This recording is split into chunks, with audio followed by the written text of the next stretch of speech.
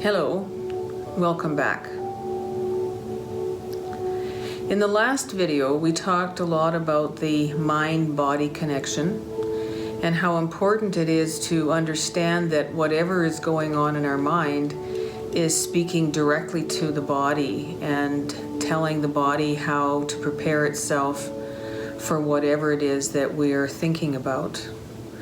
So that if our mind is busy and somewhat chaotic, the body is as such. One of the additional things that I wanted to talk a little bit about was brainwaves. So the activity of the brain is, as is the body, is always listening in on what's going on. So if there's a great deal of activity or worry or concern or fear in our lives, our brains are producing a kind of brainwave pattern that is adding to the messages that go into the body.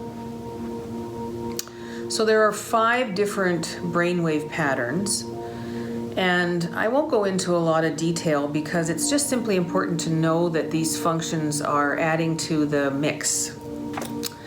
So in our regular thinking day, when we're at work, when we're planning things, when we're, organizing events for our kids or for our families or paying car insurance or whatever, we're in a brainwave pattern called beta. And what that means is that the brain is busy. There's a lot of frequency changes in the brainwave pattern, a lot of amplitude, which is the extent to which the brainwaves are moving. So it's kind of in a pattern that goes kind of like this, up and down, up and down, up and down, because it's busy all the time. And when we go into a more sort of slowed down, relaxed, peaceful, or even in a meditation or just relaxing the body, we're moving from the beta brainwave frequency into the alpha. And that's where the brainwaves slow down in amplitude, they're less frequent, and there isn't as much brain activity to stimulate the body-mind. So when we're sitting for a period of time in alpha brainwave, some kind of relaxation where you could be sitting in a chair in your yard and just watching the birds or the sky, or coming out of the mind thinking all the time. So this takes us a little closer to what we referred to in the last video of the parasympathetic nervous system having an opportunity to relax the body. So the brainwave activity is slowed down. There aren't as many messages going into the system. What do we do? How do we move? Where do we go? And that takes us then next deeper into what's called theta brainwave. And that's more of a brainwave pattern that would be reflective of kind of, sometimes hypnosis or a deep meditation. When they study the brainwave patterns of yogis, for example, who are experienced long-term meditators, they're often in a theta brainwave pattern, so that the functions in the body have really slowed down as well. And from theta we move into delta, which is sleep. And that's a whole different discussion. So there's also a brainwave pattern called gamma, which is a combination of all of those things. And throughout the day, we're in and out of various brainwave patterns, brainwave activity. And also, in that discussion and I'm talking about an internal discussion here, in discussion with the body and the mind, the brainwave patterns are changing all of the time. And they work very closely with the functions in the body, and especially with the autonomic nervous system, so the sympathetic and parasympathetic system. So the attention to brainwave frequency is a little bit, I guess, more difficult to incorporate because we can't feel it so much, but we do feel it in the body. But it's important to know that those frequencies are changing in different states. And I just wanted to mention that because there's so much research done and so much work in biofeedback that is based on brainwave frequency that we do know from a scientific point of view that the brainwave functions are extremely important in relaxation and meditation. Last time we also talked about resistance and resistance to, what's going on at present, a resistance to some of the thoughts that we have and what it does in the body, and also some information about how we can become more aware of what those thoughts are doing and where they actually exist in the body, and that we do in fact have an enormous amount of control over managing that cycle from mind to body and body to mind and mind back to body. And it's such a symbiotic relationship that there is no way to disconnect those things from happening. Another idea that comes up in a lot of literature along with the resistance thoughts are the clinging thoughts. And they're also quite prevalent now because we're often looking behind and seeing how were things before COVID-19? What was life like? Wasn't it great to just be able to go out for a walk anywhere, or just stop into a shop for a cup of coffee, or to meet friends? Wasn't it great to be able to take our kids to a restaurant and just have a fun afternoon or evening together? Or wasn't it great when we could be in school and parents were meeting and the kids were having fun and playing with their friends? And so we get into a lot of those patterns, which some are crossover resistant thoughts, but there's a lot of clinging too that happens in thinking patterns, and clinging to things and events of the past that, interestingly enough, create the same amount of tension in the body as anything else that is not in present time. And for those of you who know Eckhart Tolle's work and his writing and his meditation series and such, he says that all of our power is in the present moment, where we are present to what is actually happening, having the ability to be in that moment and respond to it in present time. And that when we leave the present moment and go back to, let's say, the idea of clinging to the past or clinging to old patterns, that we create that dissonance in the body where the body can't do anything about the past. The body has left that room.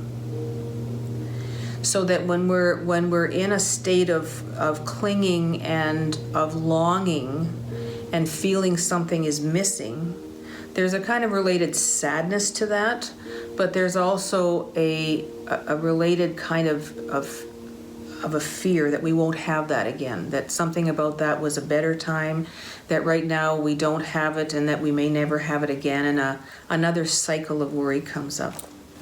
So I say that just to help us identify what's going on. You may think, well, I'm not really having resistance thought, but I sure would like things to go back the way they were.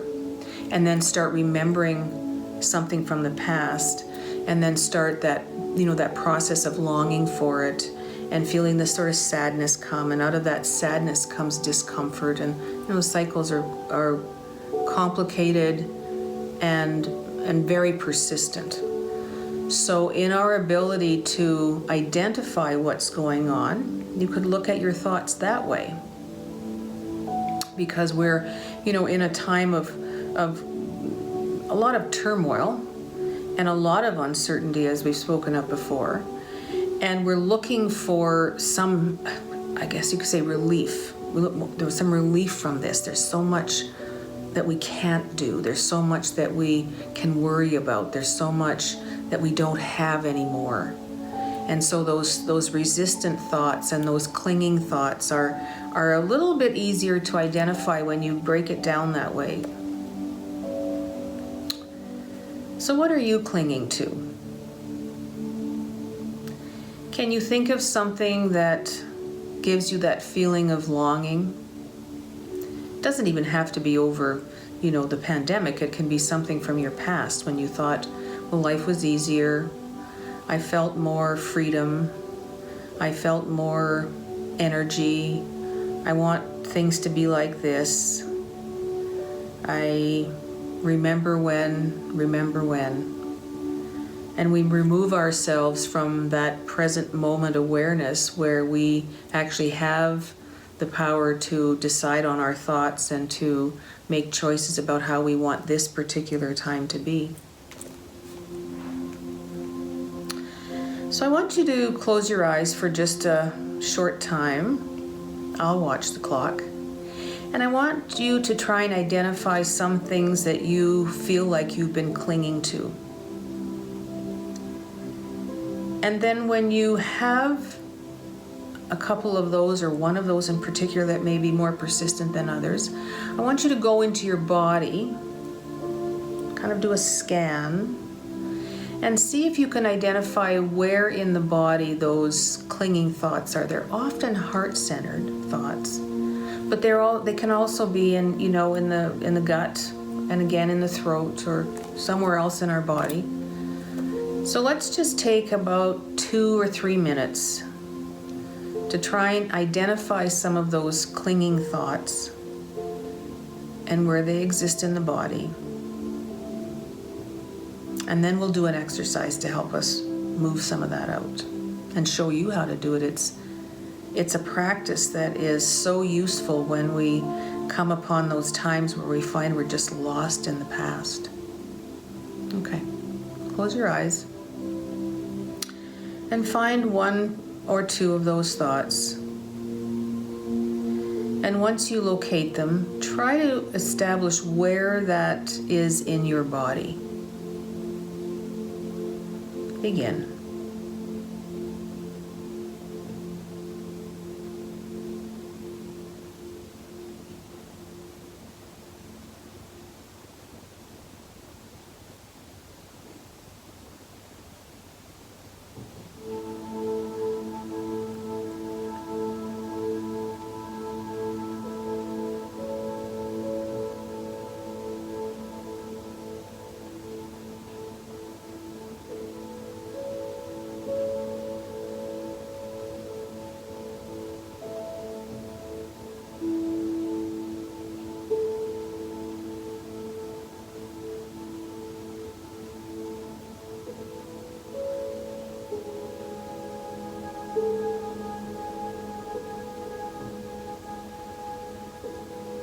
Okay, gently open your eyes. And were you able to locate somewhere in your body where that feeling resided from the memories?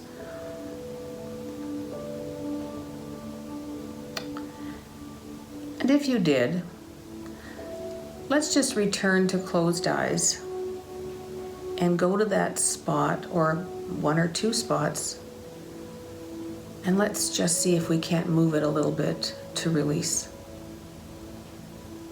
Begin.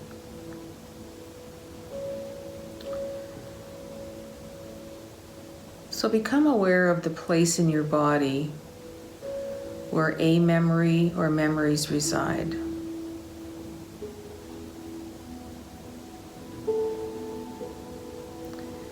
And what we want to do is to help the feeling move through the body so that we don't get stuck there. And as we move the feeling through the body, we become more present.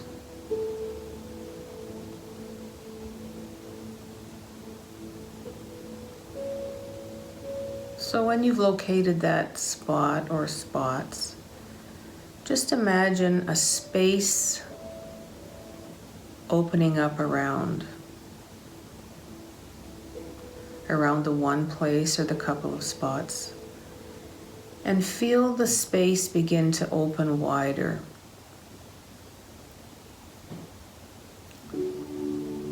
And as the space opens, imagine now that that feeling is passing through where it had been holding a spot. It's now passing through and moving on. Not that you can't have the memories again, because you can. It's just that you won't get stuck with them.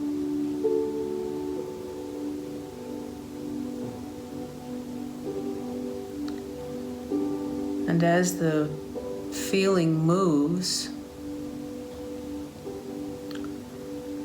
there is almost a feeling of lightness.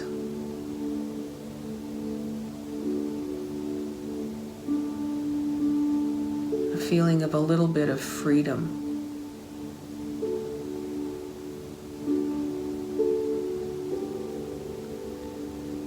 That the body can relax a bit more.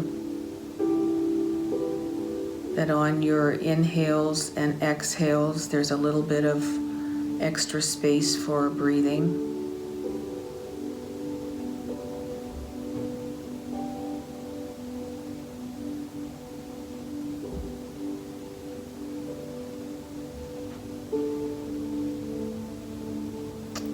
Now gently open your eyes. And know that that process is available to you whenever you need it. And also that it's important in our ability to stay present and to have more clarity and more energy to deal with the things that are happening right now. Some of them very joyful things. We've been taking drives into the country to watch spring unfold around us and seeing the little calves that are being born, the birds that are returning to the area, the deer, the moose, all of these things that we can be present to unencumbered by, well, do you remember how that was? And, well, they're probably not going to be doing so well this year because so many people are selling farms, and what's going to happen to the animals, and don't you hate it when the hunters come? And so you move into all these spaces in the brain that takes the moment away from you. So as you move through your day, try to be aware of those thoughts that interfere with your sense of wellness. There are demands all around us, and I understand that. But we can create spaces for ourselves every day that have a tremendous amount of peace and joy.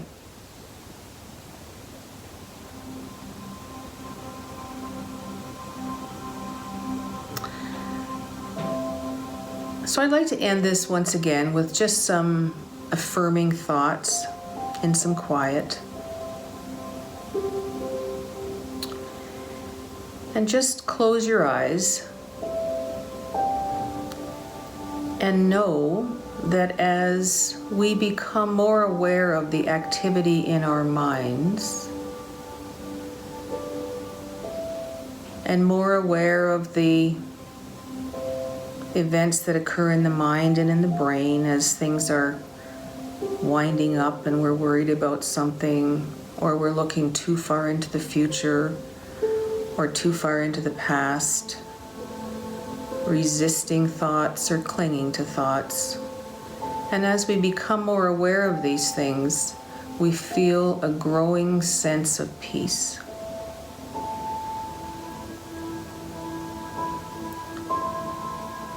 And you can feel that peace as your body begins to relax.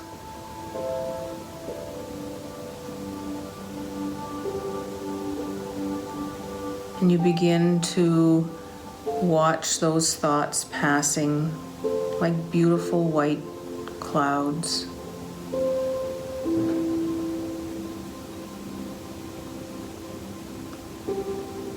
And reminding yourself that your choices are unlimited in how you perceive this world around us.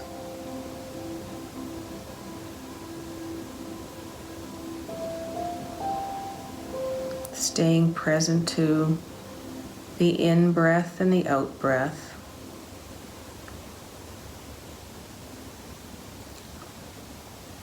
Seeing things around us in that present moment gives us a whole new view.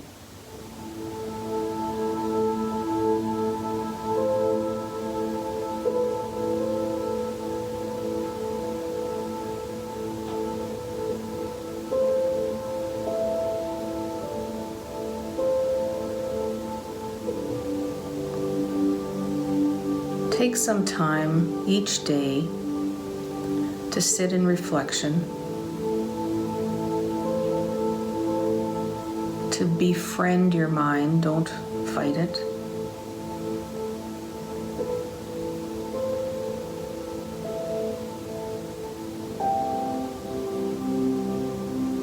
And to know that you're a resilient,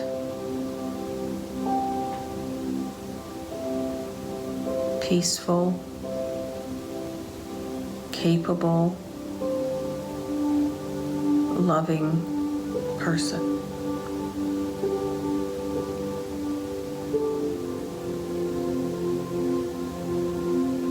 So gently open your eyes.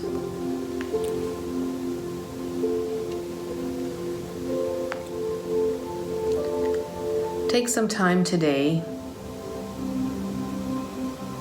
to open some space for yourself to just be.